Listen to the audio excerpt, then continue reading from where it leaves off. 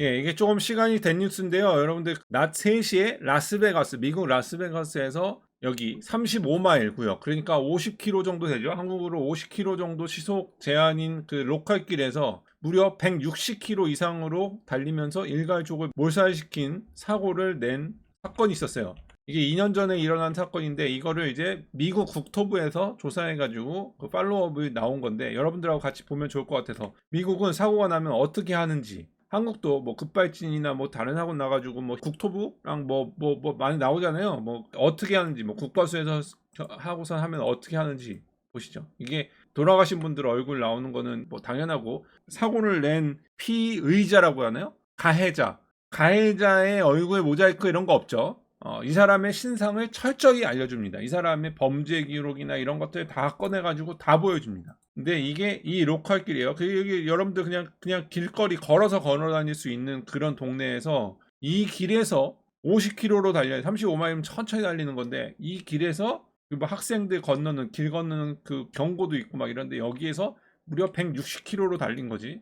160km로 달리다가 이 다찌 차량이에요. 그 크라이슬러 다찌 차량. 이게 여기서 가다가 교차로에서 저 달려오고 있는 토요타의 시에나 미니밴을 친 거예요. 이렇게 치면서 일가족이 다 죽었어요. 그 처참한 모습들은 이런 식입니다.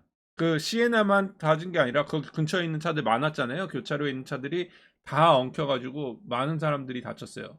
9명이나 죽었다니까 무려. 그리고 다친 사람들도 꽤 많고요. 그래서 이거를 조사를 했는데 15명이 총 다쳤고요. 보면은 2명, 그 다치 챌린저의 2명이 돌아가셨고, 시에나에 타고 있었던 7명, 그다음에 포드 퓨전에 1명, 헤비 말리부에 1명, 머세데스에 2명, 현대 SUV에 2명, 이렇게 해가지고 총 15명. 아무튼 이렇게 됐고요. 이걸 가지고 이제 1년이 지난 시점에서, 2년이 지난 건가요? 2년이 지난, 거의 1년, 2년이 지난 시점에서 이제 NTSB, 미국 국토부가 발표를 하는 건데, 이거를 그냥 시민들한테, 국민들한테 다 보여주는 거예요. 이걸 철저히 조사해가지고 어떤 일이 있었는지를 보여주는 거예요. 이제 이 사람이 발표를 하고, 우리가 뭐 오랜 시간 동안 발표했는데 이런 결과를 얻었다. 그리고 결과와 앞으로 어떻게 될 건지에 대해서 보여주겠다. 너무 지루하니까 무료 3시간짜리예요. 지루하니까 여러분들한테는 스킵해서, 누가 참여했느냐, 매니징 디렉터, 뭐 디렉터, 뭐 조사관, 뭐 이름 막 쭉 있죠. 뭐 그 의사, 아무튼 이런 다양한 사람들이 참여를 했고, 2022년 1월 달에 난 사건에 대해서 보고하는 보고서를 일단 리드 인베스티게이터, 조사관 중에 리등 짱이 이제 발표하는 거예요. 어떤 사고였냐? 여기에서 노스 커머 스트리트로 이렇게 가는 거였고요. 이렇게 위로 북쪽으로 가는 거였고, 빨간불이 29초였다.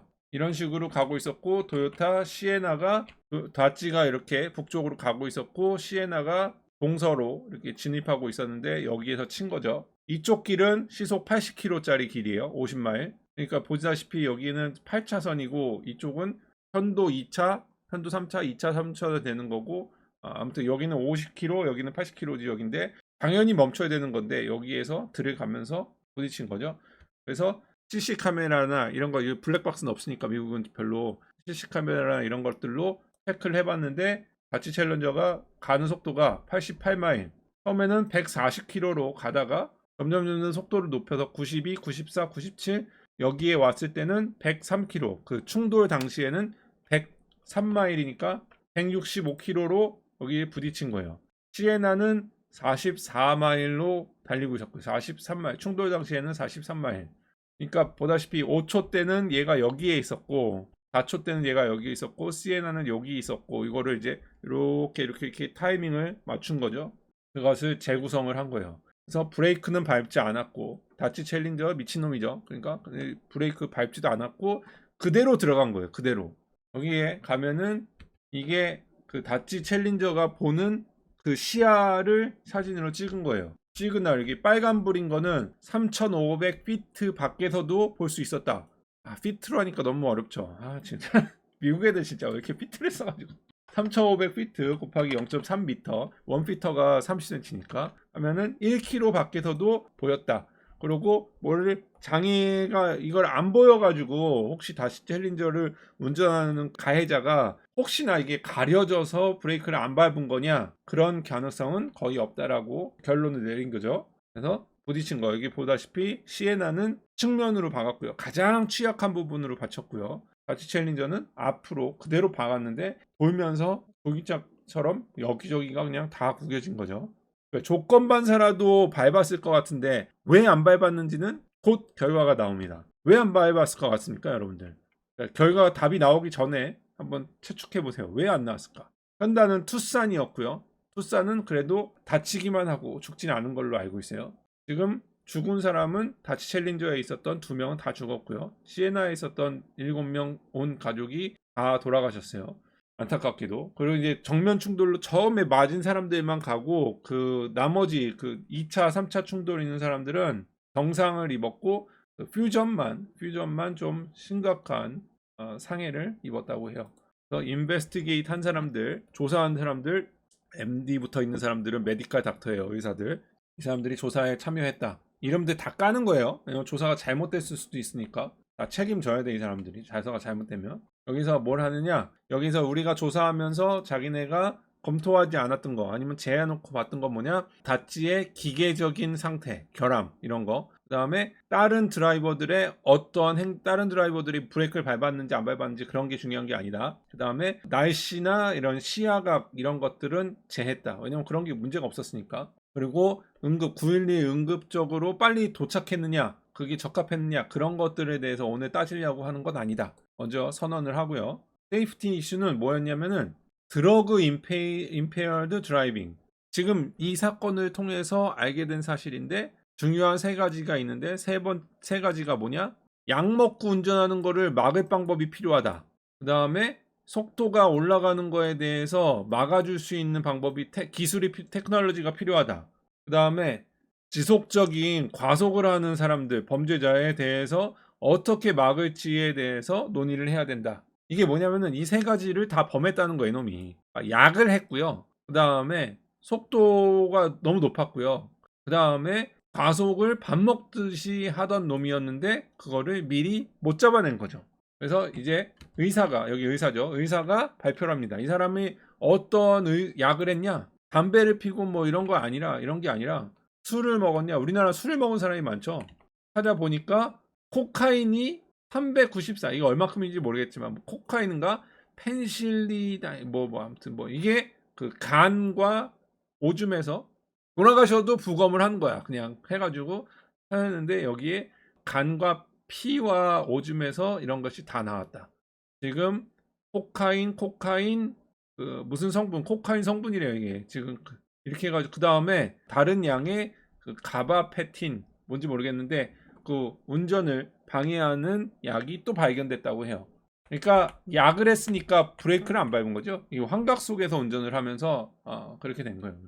그 약들은 뭐다 이렇게 쭉 설명해 주는 거 우리 같이 모르는 사람들을 위해서 이게 뭐 이렇게 환각을 일으키는 중추신경계 환각을 일으키는 거고 보면은 처음에는 유포리아 뭐 이렇게 환상과 그 흥분과 졸음과 이런 거를 주고 그다음에 약간 주의도 집중해 주는데 많이 먹으면은 사이코 기질이 생기고 혼론이 오고 무섭고 반사회적인 행동을 하고 공격적인 게 되고 약을 먹고 난 후에 있는 레이트 이펙트로는 이게 뭐죠? 우울감이 오고 약간 이렇게 에지테이트 되고 다시 약을 찾고 싶고 취해 있고 무기력하고 잠을 못 자는 이런 효과가 있는 약이다. 코카인이에 대해서 설명을 해준 거고요.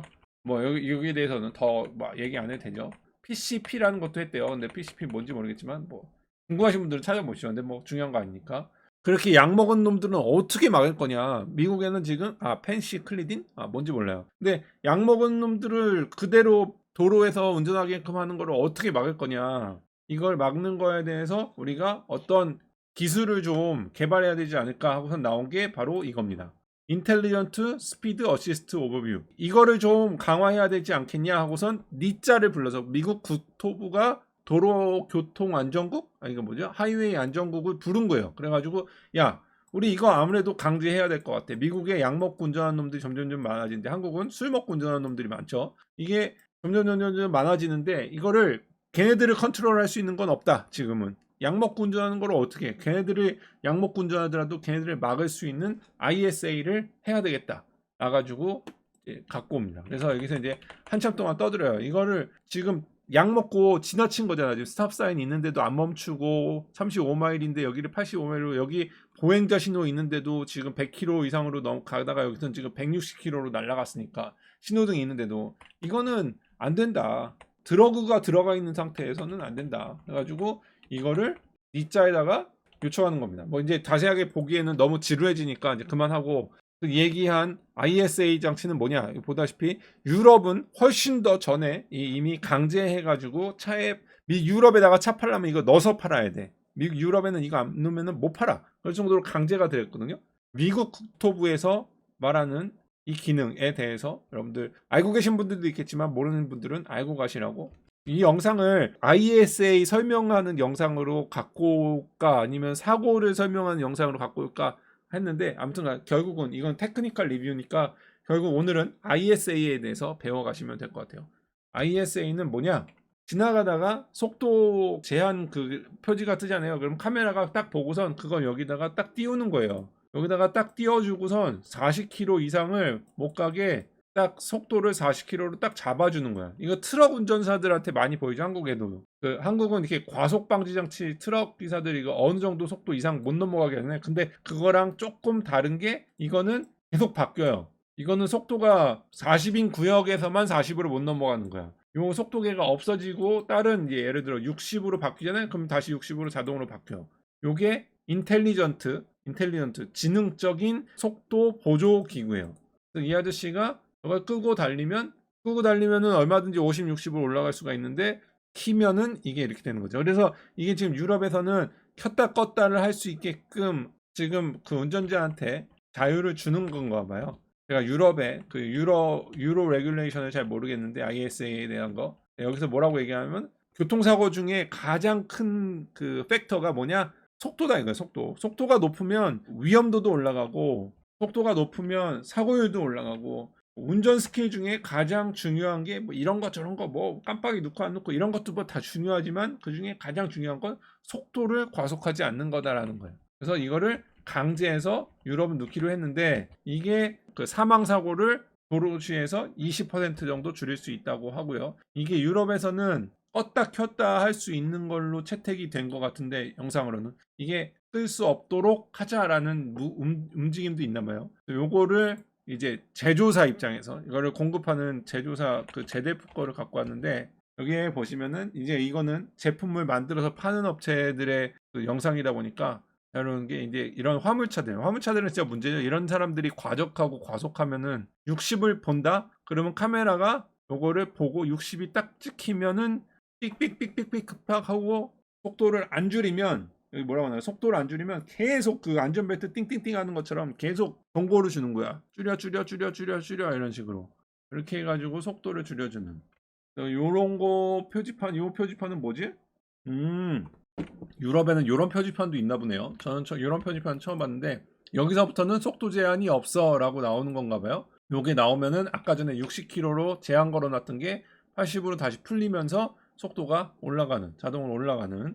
근데 이게 반강제로 넣을 거냐 아니면 강제로 이거를 그냥 무조건 넣어야 되느냐 여기 대해서 이제 인간의 자유를 침해한다 아니다 이래가지고 뭐 싸움이 있을 수 있는데 일단 인간의 안전이 우선이냐 아니면 인간의 자유가 우선이냐라고 두고 봤을 때 이거를 강제로 넣어야 된다라는 입장과 아니면은 야 이게 그래도 넣는 건 찬성인데 넣더라도 선택을 켰다 껐다 할 수 있도록 해달라 이렇게 해가지고 싸우고 있는 걸로 알고 있어요. 여러분들은 어떻게 생각하십니까? 이거 강제로 넣는 거 찬성? 강제로 넣지만 껐다 킬 수는 있어야 된다. 요즘에 그 강제로 넣는데 반발이 제일 많은 거 그런 거 있었죠? 기억나시죠 이거? 켰다 껐다 이게 엔진이 멈췄다 갔다 하는 건데 저기 신호등에 걸리면은 이거 끄고 싶은데 못 끄는 차들 많죠? 이런 식으로 아예 강제로 달아놓고 못 끄게 해야 될지 아니면은 그냥 운전자한테 껐다 켰다 할 수 있게 할지. 이렇게 껐다 켰다 할 수 있으면은 그래도 이렇게 코카인이나 아니면 완전히 음주운전 해가지고 하는 분들한테는 도움이 되겠죠? 그거 끌 정신도 없을 테니까 이렇게 취하면 아무튼간 여러분들은 어떻게 생각하시는지 댓글로 남겨주시고요. 점점 기술이 발전하면서 이런 사망 사고가 좀 줄었으면 하는 바람입니다. 이게 이제 너무 미국은 약 때문에 문제고 한국은 술 때문에 문제죠. 미국도 근데 술 먹고 가는 사람들이 꽤 많아요. 근데 이렇게 뭐라 그러지? 자기가 운전할 수 있을 정도로만 조금 먹으면 이렇게 길을 막아놓고 이렇게 음주운전하는 게 없으니까 조금씩들은 이렇게 막 바에서 먹고 움직이는 경우는 사실 미국이 더 많은 것 같더라고. 한국은 요즘에 이런 거 걸리면은 큰일 난다는 거 알아서 대리운전사가 많잖아요. 미국은 대리운전사도 없고 하니까. 유럽은 저거 의무입니다. 포드에서 적극적으로 도입함. 오토라이트처럼 시동 킬 때만 켜지는 거 어떨까요? 아, 시동을 껐다 키면은 꺼줘도 다시 키는 오토 디폴트 온은 아마 당할 거고, 속도 제한 의무는 아닌 거로 바뀌겠죠? 그죠? 저런 걸 강제할지 선택권 주주보다 법규를 제대로 정비한 후 넣는 건 정말 싫지만 생각하면 넣는 게 맞는 것 같다. 약 때문에 망함. 저걸 잘 읽으시네. 의무 아니죠. 의무 아닌데 아마 잠깐만. 그러면 찾아볼까요? Required New Vehicle Type은 2022년 7월부터 새로운 자동차에 대해서는 강제로 들어가게끔 돼 있고요. 2024년 7월부터는 강제네요. 모든 새로 등록하는 차량들에 대해서는 강제로 들어가는 걸로 하고, 여기에 적용되는 차량들은 모든 자동차들, 커머셜 자동차들, 트럭, 버스들이 모두 다 올해 7월부터 의무 장착으로 바뀐다고 하네요. 재밌는 사실이네요. 2022년 7월하고 2024년하고는 뭐가 다른 걸까요? 새롭게 소개되는 차량, 새로 출시되는 차량들은 2022년부터 의무 장착이었고, 2024년 올해 7월부터는 이제 아예 뭐 구 모델이어도 만들어지는 모든 차들에 대해서는 무조건 의무로 장착을 해야 된다라는 게 결론이네요. 우리 투표 결과도 75대 25. 근데 여러분들이 좋아하든 안 좋아하든 의무로 들어간다고 하네요. 유럽부터. 한국도 들어가겠죠. 유로가 하면은 먼저 이제 들어가겠죠. 임민선님 전문가시네. 2024년, 22년 신차 개발부터 적용이고 2024년 7월부터는 소비자 판매. 그러니까 생산하는 모든 차에게 7월 달부터 올해 7월부터는 의무 장착. 여기다가 다 아예 붙여주셨네요. 법규 적용. 아니 노잼런님, 이런 분들 어떻게 다 아시지? 다 자동차 회사 근무하시는 분들이시구나. 유럽에선 법규보다 엔캠에서 먼저 가산점을 주기 시작했군요. 그렇군요. 저는 다른 분야에 있다 보니까 ISA는 잘 몰랐네요. 순간 도움 주신 분들 감사하고요. 그럼 우리 다음에 봬요. 안녕.